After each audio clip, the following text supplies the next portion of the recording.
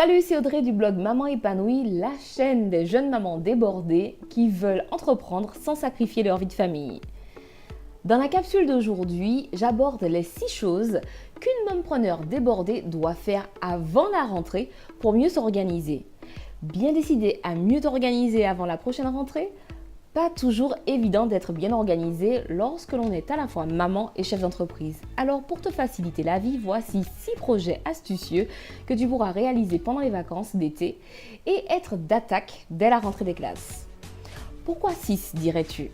Eh bien, comme nous avons à peu près 12 semaines de vacances d'été, si on compte au moins une semaine pour les voyages, il nous en reste au moins 10 pour réorganiser notre maison. C'est plus qu'assez pour réaliser ces 6 projets, sachant que certains ne prennent qu'une journée, tandis que d'autres peuvent durer un peu plus longtemps.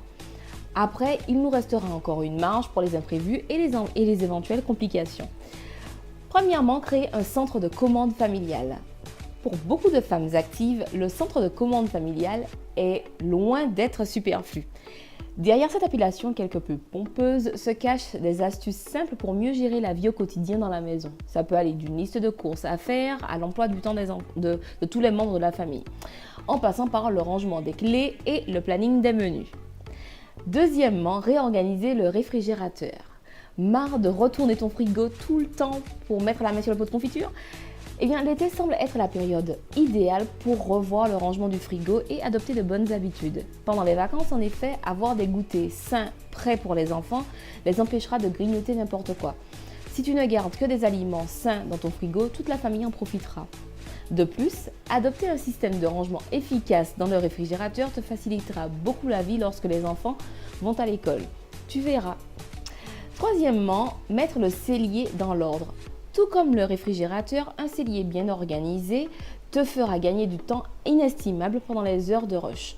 Cela permettra à tes enfants aussi de mettre la main facilement sur ce dont ils ont besoin sans forcément t'appeler à l'aide. De plus, tu sauras d'un simple coup d'œil ce qui te reste et ce dont tu as besoin d'acheter.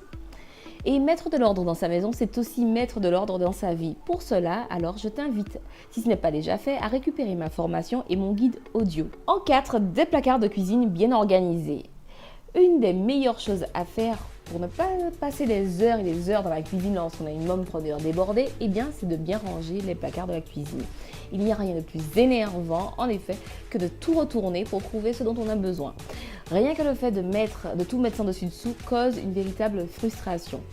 Profite donc de ces vacances d'été pour trier et jeter tout ce dont tu n'as plus besoin et de réorganiser ton rangement.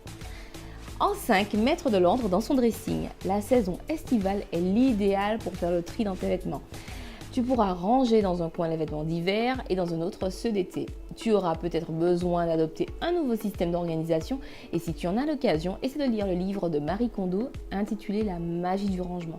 Sa technique pour plier et ranger les vêtements a aidé un bon nombre de familles et il va falloir que tu te débarrasses de certains vêtements que tu ne portes plus ou que tu n'aimes plus du tout.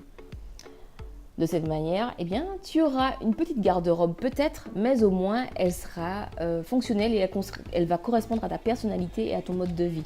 Tu verras que tu seras beaucoup plus heureuse et épanouie avec les vêtements que tu gardes dans ton dressing. Et enfin, dernier point, réorganisation de son espace de travail. En tant que mompreneur, tu es bien placé pour savoir à quelle vitesse ton coin bureau peut être mis sans dessus-dessous. Or, c'est là que tu passes une bonne partie de ta journée et parfois même de ta soirée. Alors, autant qu'il soit propre et bien rangé. Et donc, voici une méthode simple pour avoir un espace de travail propre et bien rangé. Retire tout sur ton bureau et de tes tiroirs et mets le tout sur une table ou au sol. Dépoussière ton bureau de fond en comble avec un produit nettoyant multi-surface, pourquoi pas.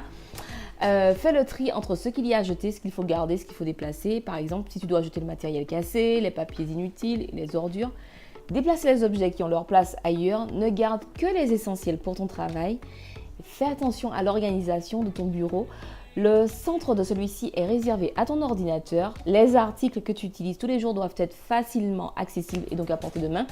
Tu mets tes stylos dans un pot et range les attaches et agrafes dans un endroit où tu travailles avec des papiers. Et n'oublie pas de garder un petit espace pour signer des papiers ou prendre des notes.